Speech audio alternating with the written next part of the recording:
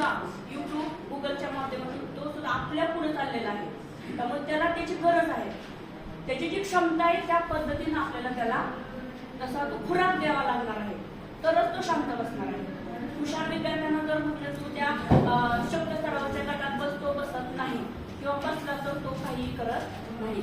त्या विद्यार्थ्यांच्या त्याच्या विचार प्रक्रियेनुसार आपल्याला त्याला खुराक द्यायचा आहे.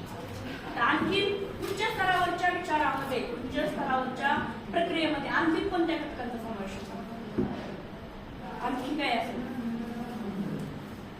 त्याला विचार करायला आपण चालना देणार आहोत. चित्र पाहिलं आपण. गोष्ट बघा, कल्पना विस्तार असेल किंवा गोष्ट आपण सांगतो आणि त्या गोष्टीचा सारांश किंवा त्याचा बोध काय आहे ते आपण त्यांना सांगायला सांगितलं तर तो विचार करणार आहे. त्याच्या विचार